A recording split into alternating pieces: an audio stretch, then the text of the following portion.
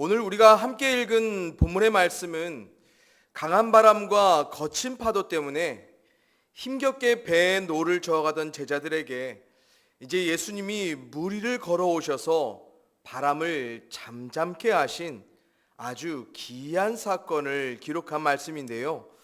저는 본문에서 먼저 제자들을 재촉하신 예수님의 모습에 잠시 주목했으면 합니다. 우리 다 같이 본문 45절의 말씀을 읽어보겠습니다. 시작. 예수께서 즉시 제자들을 재촉하사 자기가 무리를 보내는 동안에 배 타고 앞서 건너편 벳세다로 가게 하시고. 아멘. 지금 예수님이 성급하게 즉시로 제자들을 재촉하여 배에 태우시고 그들을 벳세다란 목적지로 먼저 가게 하신 그 이유가 무엇일까 다소 궁금해지는데요.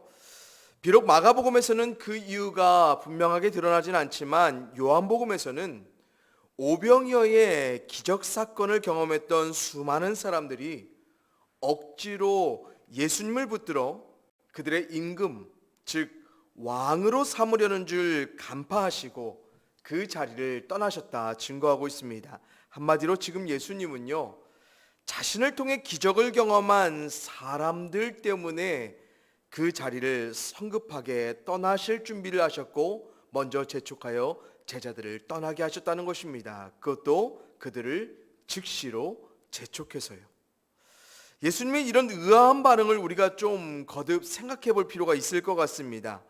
복음서에 보면요, 예수님이 제자들과 함께 자신의 발걸음을 재촉하셨거나 아니면 급하게 자리를 떠나셨던 대부분의 경우들은요, 예수님을 자신들이 목적했던 바람대로 믿고 따라가려 했던 사람들을 예수님이 직접 피하기 위해서였습니다. 그래서 우리가 이미 앞선 마가복음의 여러 사건들을 통해서도 벌써 몇 번이나 자기중심적인 욕망에 집착하여 예수님을 붙잡아가려 했던 사람들을 스스로 피하여 자리를 떠나셨던 예수님을 본 적이 있죠. 오늘 본문에서는 이런 사람들 가운데 제자들만 홀로 재촉하여 그 자리를 먼저 떠나게 하시고 자기중심적인 욕망에 붙잡혀서 예수님을 붙잡아가려던 그 사람들을 홀로 작별하며 감당하셨던 예수님의 모습을 좀 보면서요, 저는 어쩌면 이런 사람들을 반복하여 경험하는 제자들의 마음과 신앙을 지키시기 위한 예수님의 사려 깊은 배려가 담긴 재촉과 또 홀로 묵묵히 그 길을 감당하셨던 것이 아닐까 생각도 해보는데요. 그런데 한번 여러분들 보시죠. 놀랍게도 이런 비슷한 사건들은 언제나 가르침의 놀라움이든 치유와 회복과 기적의 놀라움이든지 간에 사람들이 예수님을 통해 놀라운 경험들을 한 이후에 반복되었다는 것, 그리고 그때마다 동일하게 예수님은 이런 사람들을 서둘러 떠나가셨다는 것을 우리가 좀 보면서요, 우리가 신앙 안에서 하나님을 통해 놀라운 역사를 경험하고자 하는 그 의도와 목적들이 반드시 바른 신앙의 의도와 목적으로 연결되지 않을 수도 있음을 우리가 좀 돌아보게 되는 것 같습니다. 제가 지금 우리의 전능하신 하나님이 놀랍게 일하여 주실 그 기대와 소망을 삶의 현재로 경험하기 위한 우리의 간절한 믿음 부정하는 것 아닙니다. 또한 하나님의 도움을 열정적인 믿음으로 간구하며 살아가는 우리 신앙 그 자체 바르지 않다고 말씀드린 것도 결코 아닙니다. 대신 예수님이 오늘 본문에서 분명하게 반응하여 보이신 것처럼요, 우리가 주님 자체를 믿음으로 신앙함의 의도와 목적을 상실한 채 우리 중심적인 기대와 소망만을 채워내기 위해 주님을 신앙하고 믿어간다면 때론 즉시로 주님이 그런 자신을 스스로 재촉하여 우리의 삶의 자리를 떠나 피하시고 주님 없는 텅 빈 삶의 공허함을 우리에게 경험케 하실 수 있다는 것을 우리는 본문을 통해서 배우게 되는 것 같습니다. 그래서 혹시 하나님을 신앙하는 우리 믿음의 삶에 자꾸만 텅 빈 공허함, 허무함이 느껴지고요. 하나님과 관계한 그 믿음의 삶을 살아감에도 막막하기 그지없는 홀로됨들이 우리 가운데 경험된다면 온전히 하나님께로 주목한 우리의 정직하고 거룩한 신앙을 지키시기 위해 하나님이 우리의 삶에 잠시 피하여 가실 수도 있음을 우리가 기억해 볼 필요가 있습니다. 바라옵기는 하나님이 공허하게, 막막하게, 허무하게 느껴지는 삶의 순간마다 그 자리에서 우리가 하나님께로 향한 실망과 불만으로 하나님을 떠나거나 피하는 것이 아닌, 그럴 때마다 더욱 우리의 중심성을 떠나 오직 하나님만을 주목한 온전한 신앙을 지키시고 세워가실 그 기대와 소망으로 하나님 앞에 이전보다 더욱 정직히, 거룩하게, 순전하게 우리 신앙을 돌아보며 살아갈 수 있는 우리 모두가 되기를 간절히 소원합니다. 그리고 이런 순간들을 통해 하나님을 가장 하나님답게 우리가 신앙하게 되는 그런 놀라운 은혜와 축복들이 더불어 지켜져 갈 수 있기를 주님의 이름으로 간절히 축원을 드립니다. 둘째로요, 저는 사람들을 피하여 산에 기도하러 가셨던 예수님의 모습을 잠깐 또 주목해 보고자 하는데, 우리 본문 46절의 말씀을 읽어보겠습니다. 시작. 무리를 작별하신 후에 기도하러 산으로 가시니라. 아멘. 이제 예수님께서는 홀로 수많은 무리들을 작별하신 후에 어디로요? 산으로 기도하러 가시지요. 특별히 여기서 저는 예수님이 기도하러 산을 찾으셨던 그 시간대, 모든 사역을 마치신 저녁 늦은 시간, 즉 밤에 기도하셨다는 것을 한번 주목해 봤으면 좋겠습니다. 여러분, 복음서에 보면 예수님께서 사역을 마치신 밤 시간을 이용하여 기도하셨던 장면이 몇 군데 발견됩니다. 특별히 12제자들을 선택하시고 십자가의 희생을 감당하셨던 이런 중차대한 사건 앞에서는 어김없이 밤을 새워 기도하셨던 예수님의 모습, 굉장히 인상적이게 기록되어 있는데요. 저는 이런 중차대한 이들과 상관없이 예수님이 일상 가운데 마주하신 이 밤 시간대에 기도하셨던 것을 보면서요, 매일 우리도 하루의 일과를 마친 저녁 밤 시간에 기도하고 있는가? 아니, 좀 더 현실적인 질문으로 해볼까요? 우리에겐 가장 지치고 힘든 밤 시간대도 기도할 수 있는가라는 생각을 한번 여러분들과 공유해 보고자 합니다. 미국에서 성공의 여성 사제로 사역하시는 T.C. 해리슨 워런이라는 분이요, 밤에 드리는 기도의 중요성을 직접 체험하며 이런 말씀을 하셨어요. 밤 기도는 어둠 속에서 하나님께 말을 건다. 그리고 바로 이것을 나는 배워야 했다. 불안과 취약함의 어둠, 의심과 환멸 속에서 기도하는 것 말이다. 나에게 불안과 슬픔을 표현할 수 있는 언어를 제공해 주고 나로 하여금 교회의 교리들을 고통의 산뜻하고 간편한 해독제가 아닌 어둠 속의 빛으로 좋은 소식으로 다시 마주할 수 있게 해준 것은 밤기도였다라고 말씀하십니다. 여러분, 일상 가운데 찾아오는 이 밤, 그런데 우리들의 대부분 어떻습니까? 정말 모든 것이 깔끔하게 완벽하게 마무리된 하루의 저녁, 그 밤을 마주하기가 여간 쉽지 않음을 우리가 삶으로 몸소 경험하고 있습니다. 그래서 우리에게 늦은 저녁 밤 시간만은 우리가 어떻게 하려고 해요? 대부분 오직 우리 자신만을 위한 시간들로 이 시간들을 채워내려 목적하죠. 왜 그렇습니까? 하루의 일과를 치열하게 힘들고 보내온 자신에 대한 보상이자 회복을 위해서 그렇습니다. 그러나 자신의 모든 일과를 마친 그 시간에 예수님이 내일 일을 위하여 염려하지 말라. 내일 일은 내일이 염려할 것이요, 한날의 괴로움은 그날로 족하니라라고 마태복음에서 말씀하신 것처럼 우리에게는 그날로 족한 마음과 믿음으로 말끔히 하루를 보낸 적이 거의 없고요, 내일에 대한 염려와 걱정과 근심으로 아직 시작되지도 않은 다음 날들에 대한 부담들로 여전히 뭔가 찜찜한 오늘의 밤들을 우리가 날마다 마주하며 살아간다는 것입니다. 그래서 아침에는 기도와 말씀으로 하나님께로 향한 기대와 소망으로 힘차게 시작하는 하루지만 일과를 마친 저녁 밤에는 어김없이 육체적으로, 정신적으로, 감정적으로 우리 자신과 하나님 앞에 가장 취약한 모습으로 우리 자신을 마주하는 우리들입니다. 그래서 우리의 전능하신 하나님이 힘겹게 하루를 버티며 지나온 자신에게 가장 무력하게, 때론 가장 불필요하게 느껴지는 바로 그때, 바로 저녁 밤입니다.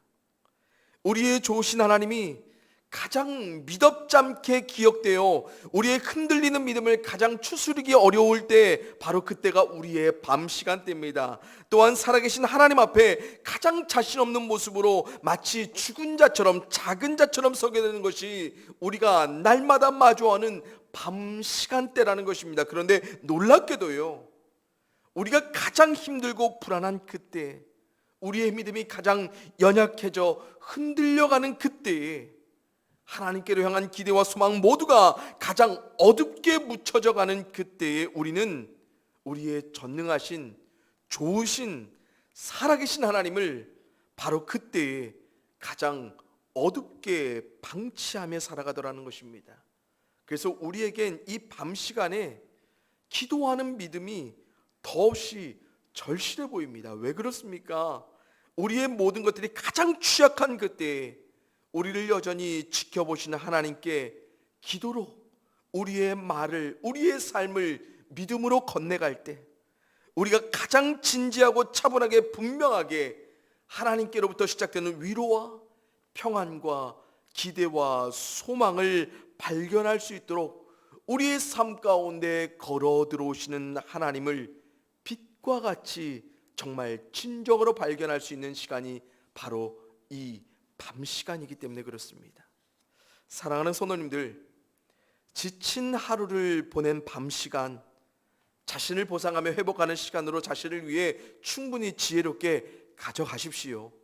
그러나 우리 자신을 가장 완전하게 회복하여 가실 하나님께로 향한 기도의 시간을 우리 자신의 말과 언어로 하나님께 아무것도 드러낼 수 없는 정말 어두운 시간으로, 자기 자신만을 위한 시간들로 이 밤을 채워가지 않는 분별된 우리의 삶이 될 수 있기를 간절히 소원해 봅니다. 그래서 매일 밤마다 우리의 삶을 여전히 지켜주신 하나님께로 향한 감사의 고백이 담겨지고, 내일의 삶에도 여전히 우리의 삶을 지켜주실 하나님께로 향한 분명한 확신의 믿음들이 매일 밤마다 기도로 하루를 매듭지는 순간 가운데 감격과 은혜로서 하나님의 축복을 누려가시고, 또한 이 축복된 기회들을 절대로 놓치며 살아가지 않는 우리 모두가 될 수 있기를 주님의 이름으로 거듭 간절히 축원해 봅니다.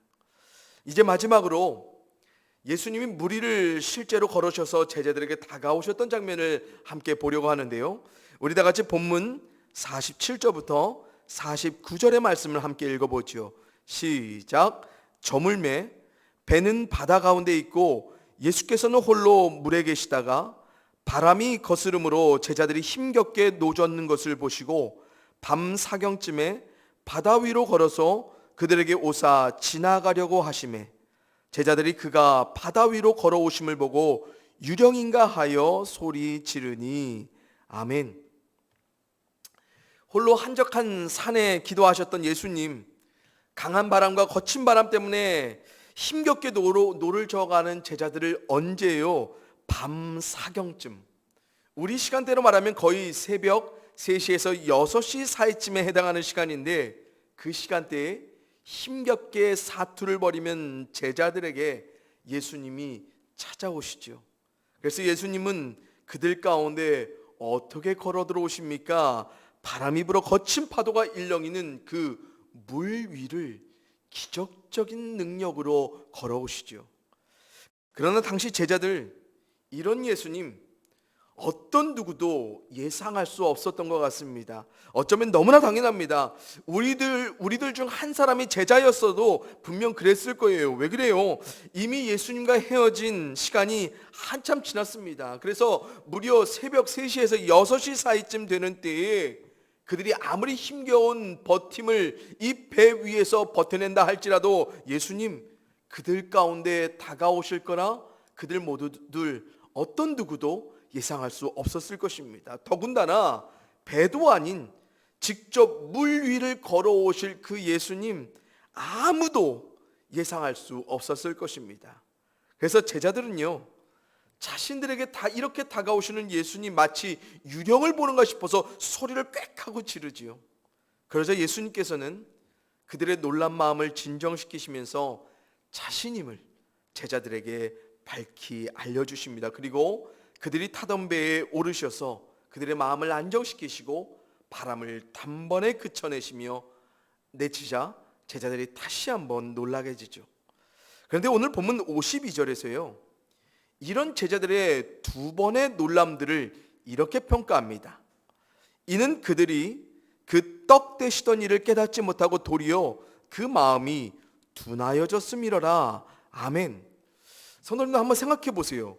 도대체 오병이어의 기적 사건과 지금 제자들의 마음이 둔하여 예수님을 제대로 알아보지 못한 것, 이게 도대체 무슨 상관이 있기에 마가는 제자들을 이렇게 표현하며 평가했을까?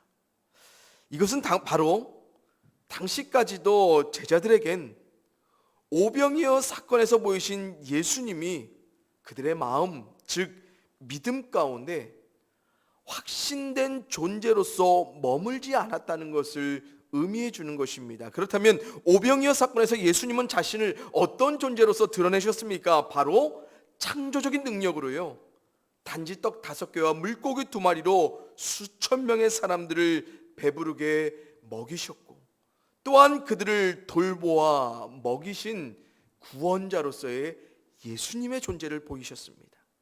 그런데 불과 몇 시간 만에 제자들이요, 또 다른 삶의 위기 가운데 여전히 같은 창조적 능력으로 무리를 걸어 바람을 잠잠케 하시고 그들을 돌보아 가실 수 있는 예수님을 그들이 마음에서 잃어버렸음을, 그래서 둔감할 수밖에 없었음을 지금 마가는 말해주고 있는 것입니다. 그런데 제자들의 이런 둔감한 마음이요, 그래서 예수님이 직접 다가올지라도 예수님을 제대로 알아보지 못했던 그들, 그런데 예수님은 이런 그들을 아주 민첩하게 모든 상황을 지켜보시다 그들에게 기적적인 발걸음으로 걸어오시죠. 그리고 다시 예수님은 자신이 만물을 다스리는 창조주임을, 또한 제자들의 삶을 끝까지 돌보아 가시는 구원자임을 분명하게 확인시켜 주십니다. 그래서 마태복음에서는 이 사건을 통해 제자들 모두가 예수님께 엎드려 절하면서 뭐라고 고백하냐면, 주님, 하나님의 아들이십니다 라고 그들이 기꺼이 고백하고 있다고 증거하고 있습니다. 사랑하는 성도님들, 우리가 삶을 살아가면서요, 하나님께로 향한 우리의 믿음이 가장 둔감해질 때가 언제이지 아십니까? 놀랍게도 우리가 믿음으로 하나님께 가장 민감하게 민첩하게 반응해야 할 어려운 문제로 고통하는 때라는 것입니다. 이런 우리들의 둔감한 믿음에 관해 미국의 존 디커슨이라는 목사님이 이런 뼈 있는 한 말씀을 하세요. 제가 읽어드립니다. 어려움이 밀려올 때 선택할 수 있는 사항은 2가지뿐이다. 고통 때문에 하나님께 등을 돌리거나 하나님 쪽으로 돌아서서 그분께 고통을 맡기는 것이다. 당신을 하나님 쪽으로 몰아가느냐, 하나님에게서 멀어지게 하느냐의 문제는 당신의 고통에 달려있는 것이 아니다. 당신에게 달려있다라고 말씀하시죠. 여러분, 우리가 정말 힘겹게 홀로 삶을 살아내며 벼터가는 그 삶의 현장에서 정작 가장 하나님의 절실한 도움이 필요한 그때에 우리들 대부분 하나님의 존재에 관한 믿음과 더불어 어떤 선택된 삶을 살아가는지 잘 돌아볼 필요가 있을 것 같습니다. 그래서 어려움으로 고통하는 그때에 하나님께 등을 돌리며 둔감한 믿음으로 살아가고 있는 우리들인지, 아니면 그분께 이런 모든 문제를 믿음으로 민감하게 민첩하게 맡겨가는 우리들인지, 그래서 우리가 마주하는 어떤 삶의 문제 가운데서도 전능하신 하나님 쪽으로 나를 믿음으로 몰아가는지, 아니면 오히려 믿음 없음으로 멀어지고 있는지를 우리는 한번 볼 필요가 있어요. 물론 오늘 본문에서 제자들은요, 둔감한 믿음으로 그들 홀로 힘겹게 노를 저어가야만 했던 그 상황 가운데 예수님이 그들 가운데 나타나시리라 전혀 예상하지 않았습니다. 그래서 심지어 예수님이 그들을 돕기 위해 직접 그들 눈앞에 나타나셨음에도 불구하고 그들 둔하게 예수님을 단번에 알아차리지도 못하죠. 그렇지만 이런 제자들을 예수님은 먼저 지켜보셨고 먼저 그들에게 다가오셨습니다. 그러나 이 본문에서 예수님이요, 우리들에게도 그래, 늘 제자들처럼 그렇게 둔감한 채 살아도 돼, 그래, 둔감한 믿음으로 하나님이 짠 하라고 나타나기만 기다리면서 살아가다가 그렇게 홀로 힘겹게 버티다 보면 언젠가나 하나님이 그렇게 창조적인 능력으로 너희들의 삶을 돌보아 가실 구원으로 함께 해 주실 거야 라고 주님께서 지금 의도하여 말씀하시는 것, 이 사건을 보이신 것 아니라는 것입니다. 여기서 예수님은요, 우리에게 이 당시에 제자들과 같지 않기를 우리에게 원하시고 있습니다. 당시에 제자들처럼 둔감한 마음으로 믿음으로 우리의 삶을 항상 지켜보시며 날마다 걸어오실 수 있는 그 주님, 언제 어디서든 우리가 예상할 수 없는 그 삶의 자리에서 날마다 다가오심을 절대로 놓치지 말라고 주님께서는 이 사건을 우리 가운데 보이시는 것입니다. 그래서 우리가 삶에 마주한 어떠한 문제들 가운데서도 더욱 민감하게 민첩하게 오직 하나님께로 향한 믿음으로 돌아서서 모든 것을 맡겨내고, 문제들 때문에 정작 하나님께 멀어지는 것이 아닌 뒤도 돌아보지 않고 하나님 쪽으로 믿음으로 몰아가는 우리 자신을 더욱더 믿음 안에 살아가라 주님께서 말씀해 주십니다. 그래서 사도 바울이요, 이런 삶의 믿음을 직접 살아냈던 고린도 교회 성도들을 칭찬하며 이런 말을 해요. 우리 조금 길지만요, 이 상황을 참 극적이게 아름답게 묘사한 메시지 성경으로 한번 같이 읽어보도록 하겠습니다. 고린도후서 7장 9절부터 10절입니다. 시작. 지금 내가 기뻐하는 것은 여러분이 근심했기 때문이 아니라 여러분이 아픔을 겪으면서도 상황을 호전시켰기 때문입니다. 여러분은 근심하며 하나님에게서 멀어지기는커녕 도리어 하나님께로 나아갔습니다. 그 결과는 모든 것이 유익이었지 손해가 아니었습니다. 우리를 하나님께로 이끄는 근심은 그런 일을 합니다. 우리의 방향을 바꾸게 하고 우리를 구원의 길로 되돌아가게 합니다. 그런 아픔에는 결코 후회하는 일이 없습니다. 그러나 근심으로 인해 하나님으로부터 멀어지는 사람은 후회만 하다가 결국 죽음에 이르게 됩니다. 아멘.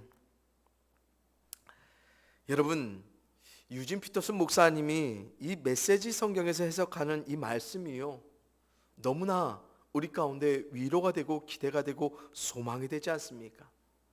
아픔을 겪으면서도 상황을 호전해 갔던 고린도 교회 성도들, 근심 가운데 하나님께 멀어지기는커녕 오히려 하나님께 더 나아갔던 그들, 그래서 자신들이 경험했던 모든 아픔과 근심을 손해가 아닌 유익으로 바꿔갔던 그들, 그래서 자신들의 삶의 방향을 바꾸시고 구원의 길로 되돌아가게 하셨던 하나님을 어디서요, 근심과 아픔이 있는 삶에서 후회 없는 삶의 매일을 하나님을 통해 발견해 갔던 이 성도님들의 귀한 믿음.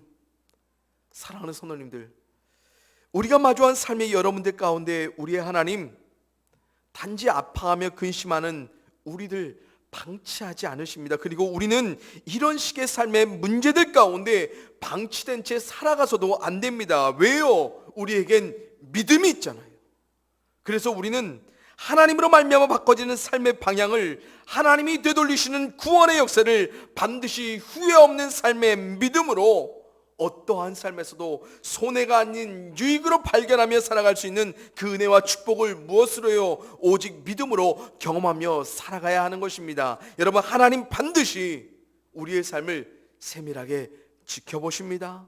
우리의 하나님 반드시 우리의 삶에 정확하게 걸어오십니다. 이런 하나님을 우리가 믿는다면 우리는 우리가 마주한 삶의 아픔과 근심과 어려움들에 굴하지 않고 반드시 주어진 삶의 모든 문제들 가운데 당당히 하나님께로 향한 믿음으로 마주하며 후회 없는 매일의 삶을 유익하게 살아갈 수 있지 않을까. 이런 은혜가 우리의 삶에 날마다 이루어질 수 있기를, 또한 이런 삶의 고백들이 우리의 삶에 날마다 하나님께로 올려질 수 있기를 간절히 소원해 봅니다. 이제 말씀을 맺을게요. 하나님 자체가 중심이 아닌 우리 자신이 중심이 된 채 하나님이 피하시고 떠나시는 삶의 공허함, 막막함, 허무함, 홀로됨, 우리가 더 이상 반복하며 경험하지 않는 그런 분별된 믿음의 삶을 살아갈 수 있기를 소망해 봅니다. 또한 우리는 성경이 말한 것처럼 쉬지 않고 기도해야 합니다. 특별히 우리가 우리 자신에 대해 또한 하나님 앞에서 가장 취약한 삶의 어두운 밤, 그 시간대에 시간적으로, 상황적으로 그 삶을 마주할 때면 어김없이 그 시간 안에 우리가 하나님 앞에 기도할 수 있기를 소원합니다. 그래서 하나님이 어떠한 위로와 확신과 기대와 소망을 우리 가운데 그 밤 시간대에 심어 가시는지 우리가 매일의 밤을 통해 더없이 빛난 삶의 축복과 감격과 은혜를 누려갈 수 있기를 간절히 소원합니다. 또한 마지막으로 부디 우리의 삶을 홀로 걷게 하지 않으시고 늘 지켜보며 정확하게 걸어오실 하나님을 우리가 확신함으로요, 마주한 모든 문제들마다 홀로 힘겹게 사투하며 막연하게 살아가는 우리들이 아닌 단번에 즉시로 그때마다 하나님께로 돌아서고 하나님이 창조적인 능력으로 우리의 삶을 돌보아 가실 것을 실제하는 믿음으로 날마다 경험하며 살아갈 수 있기를 또한 소원해 봅니다. 그래서 우리 질그릇교회 성도님들 모두가 하나님을 신앙하며 사는 그 삶에 결코 후회함이 없는 삶의 수많은 유익들을 더욱 풍성하게, 더욱 충만하게 발견하며 살아가실 수 있기를 주님의 이름으로 간절히 축원을 드립니다. 함께 기도하겠습니다. 사랑의 아버지 하나님, 오늘도 예수님이 보이신 이 삶의 사건을 통하여서 우리가 거듭 배우고 깨닫습니다. 아버지 하나님, 우리가 다시 한번 예수님이 목적이 되고 하나님이 목적이 되고 성령님이 우리 가운데 함께 하시는 오직 그 삶만을 주목하며 살아갈 수 있게 하여 주시옵소서. 그래서 성삼위 하나님 그 자체로서 우리가 충만한 만족을 누리며 또 하나님이 우리 가운데 소원을 두심으로 하나님을 구하게 하실 그 삶에 대한 기대를, 소망을 더불어 품어가게 하여 주시옵소서. 우리의 성급한 마음이, 우리가 중심한 우리의 바람들이 너무 하나님을 독촉하며 또 하나님을 이용하게 만들고자 하는 그 마음들, 하나님 스스로 우리가 낮추어 갈 수 있게 도와주시고 그때마다 하나님 훈계하시사 우리로 바른 믿음으로 설 수 있도록 인도하여 주시옵소서. 또한 그럴 때 우리를 피하시기도 하시고 우리를 그래서 막막한 홀로됨의 삶의 현장에 두기도 하시지만 결코 우리를 버리시지 않고 우리의 신앙을 더욱 순수하게 거룩하게 지켜가시는 그 하나님을 우리가 진정으로 마주할 수 있도록 도와주시옵소서. 하나님, 또한 우리가 기도합니다. 특별히 우리의 삶에서 가장 우리 자신에게 또 하나님 앞에 가장 취약한 그 시간, 밤 시간에 우리가 놓치지 않고 하나님을 통한 위로와 회복과 또한 기대와 소망에 대한 믿음을 거듭 확신하는 시간들을 기도로서 보내기 원합니다. 하나님, 그때마다 우리가 우리의 삶의 내용들을 하나님 앞에 고하며 물어갈 때마다 하나님, 가장 진지한, 가장 분명한, 가장 빛난 응답으로 우리 가운데 함께하여 주시옵시고, 그래서 정말 오늘로 족한 하루, 그리고 내일에 대한 걱정과 두려움, 염려가 없는 그 삶의 매일을 우리가 밤의 기도로서 붙들어갈 수 있도록 도와주시옵소서. 아버지 하나님, 또한 우리가 바라봅니다. 우리의 삶의 어떤 순간에도 늘 지켜보시며 걸어오시는 그 하나님의 모습을 예수님을 통하여서 우리가 발견하였습니다. 하나님, 우리가 그 하나님 신뢰합니다. 그 하나님 어떠한 삶의 현장 가운데서도 우리가 늘 가장 먼저 붙들어갈 수 있도록 도와주시옵소서. 그래서 우리가 어떠한 문제들에도 포기하지 않고 하나님으로만 사는 그 영광의 축복을 늘 삶의 충만함으로 경험케 하여 주시옵소서. 우리 가운데 하나님의 모든 것들을 보이신 예수님의 이름으로 감사하며 기도하여 싸움나이다. 아멘.